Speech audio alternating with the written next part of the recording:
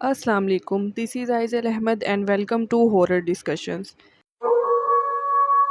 Friends, आज की horror story शुरू करने से पहले मैं आप लोगों को बताना चाहती हूँ कि आज 23 अक्टूबर वेडनेसडे का दिन है और आज के दिन मेरे इस चैनल पर मेरे 200 सब्सक्राइबर्स कंप्लीट हो चुके हैं, जो मेरी 4 महीनों की लगातार मेहनत का नतीजा है और इसलिए मैं बहुत ज़्यादा खुश हूँ। और मैं अपने इन 200 सब्सक्राइबर्स का दिल से शुक्रिया अदा करना चाहती हूँ कि आप लोगों ने मुझे इतना सपोर्ट किया।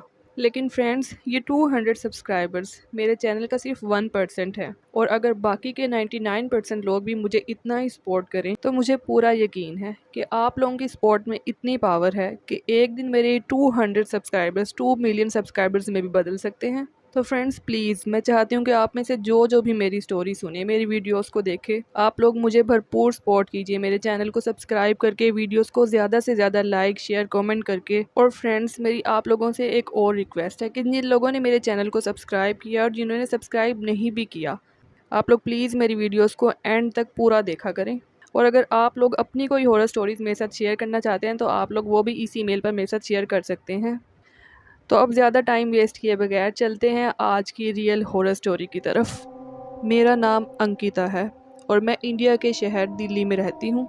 मैं एक मेडिकल की स्टूडेंट हूँ और अपने कॉलेज जाने के लिए मैं स्कूटी का इस्तेमाल करती हूँ। हालांकि मुझे स्कूटी चलाते हुए 2 साल हो गए हैं, लेकिन अभी भी मैं अपनी स्कूटी को सही तरह से बैलेंस नहीं कर पाती और मैं उसको चलाते हुए काफ़ी डरती हूँ। यही वजह है कि मैंने आज तक कभी भी अपने साथ किसी को भी अपनी स्कूटी पर लिफ्ट नहीं दी। यहाँ तक कि मेरी माँ भी मुझे कहती रहती हैं कि मैं उनको अपने साथ स्कूटी पर बिठाकर मार्केट तक ले जाऊँ, लेकिन मैं उनको भी अपने साथ नहीं लेकर जाती क्योंकि मुझे डर लगता है कि कहीं मैं रास्ते में अपना बैलेंस खो बैठी तो बहुत ज़्यादा नुकसान हो जाएगा। ये वाक़या जो मैं आप लोगों के साथ शेयर करने वाली हूँ, ये मेरे साथ साल 2021 में पेश आया था, जब मेरे सेकेंड ईयर के एनुअल एग्ज़ाम्स चल रहे थे। मेरे एग्ज़ाम का सेंटर जिस जगह बना था वो जगह मेरे घर से 3 किलोमीटर दूर थी और मैं अपने सेंटर में जल्दी पहुंचने के लिए एक शॉर्टकट का इस्तेमाल करती थी। और क्योंकि इस शॉर्टकट में ट्रैफिक बहुत कम होती थी तो इसलिए मैं थोड़ा जल्दी अपने एग्जाम सेंटर में पहुंच जाती थी। जिस दिन मेरे साथ ये वाकया पेश आया उस दिन मेरा सेकंड लास्ट पेपर था और उस दिन बहुत तेज़ बारिश हो रही थी। मैंने कुछ देर तक बारिश के रुकने का इंतज़ार किया, लेकिन मुझे बारिश के रुकने के कोई चांस नज़र नहीं आ रहे थे। तो मैंने रेनकोट पहना और स्कूटी लेकर अपने सेंटर की तरफ चल पड़ी।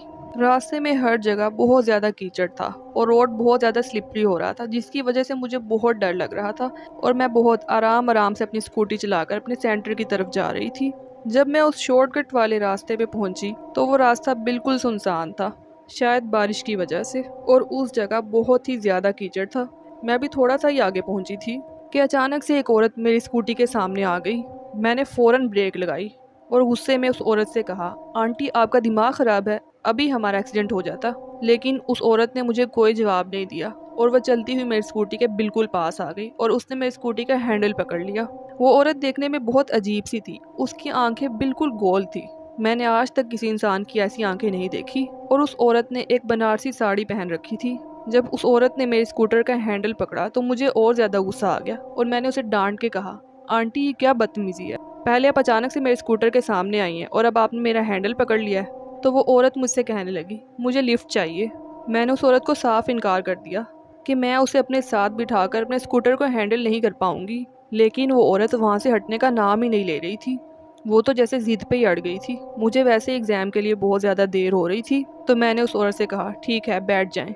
और वो औरत चुपचाप मेरे साथ स्कूटर पर बैठ गई। लेकिन वो औरत जैसे ही स्कूटर पर बैठी मुझे बिल्कुल भी हैवी फील नहीं हुआ, मुझे ऐसा लगा ही नहीं जैसे कोई बैठा है। और मैंने बहुत आराम से स्कूटर चलाना शुरू कर दिया। मैं बहुत ज़्यादा डर रही थी कि ऐसा ना हो कि मैं अपने स्कूटर को डिसबैलेंस कर बैठूं और हम दोनों गिर जाएं। लेकिन ऐसा कुछ नहीं हुआ, मैं बहुत अच्छे से स्कूटर चला रही थी और मैं बहुत ज़्यादा खुश भी थी। थोड़ा सा आगे जाकर मैंने उस औरत से पूछा, आंटी आपको कहाँ जाना है? तो उस औरत ने मुझे जवाब दिया, जहाँ तुम जाओगी। उस औरत का ये जवाब सुन के मैं एकदम डर गई कि इन्हें कैसे पता कि मैं कहाँ जा रही हूँ। मुझे एक बहुत ही अजीब सी फीलिंग आ रही थी जिसको मैं लफ्ज़ों में एक्सप्रेस नहीं कर सकती। मैं चुपचाप स्कूटर चलाती रही और जब मैं एग्ज़ाम सेंटर पहुँचने वाली थी तो मैंने दोबारा से उस औरत से पूछा, आंटी आप कहाँ जाएंगी, मेरा एग्ज़ाम सेंटर आ गया है, आप प्लीज़ यहीं पर उतर जाएं। उस औरत ने मुझे कोई जवाब नहीं दिया और जब मैंने पीछे मुड़कर देखा तो मेरे रोंगटे खड़े हो गए, क्योंकि वो औरत वहाँ थी ही नहीं। मेरी स्कूटी बिल्कुल खाली थी। मैंने आसपास हर जगह देखा लेकिन मुझे वो औरत कहीं भी नज़र नहीं आई। मेरा पूरा जिस्म ठंडा पड़ चुका था और मैं समझ गई थी कि वो कोई औरत नहीं बल्कि एक चुड़ैल थी। मैंने एग्ज़ाम सेंटर पहुंचते ही सबसे पहले अपनी माँ को फ़ोन किया और उन्हें सब कुछ बताया। माँ ने मुझे तसल्ली दी और कहा तुम परेशान मत हो और अच्छे से अपना एग्ज़ाम देकर वापस आओ। लेकिन मेरे दिमाग से तो वो बात निकल ही नहीं रही थी। खैर जैसे तैसे मैंने अपना एग्ज़ाम दिया और घर वापस गई। घर वापस जाते हुए मैंने वो शॉर्टकट नहीं लिया जहाँ पर मुझे वो औरत मिली थी, क्योंकि मुझे उस शॉर्टकट से जाते हुए बहुत ज़्यादा डर लग रहा था।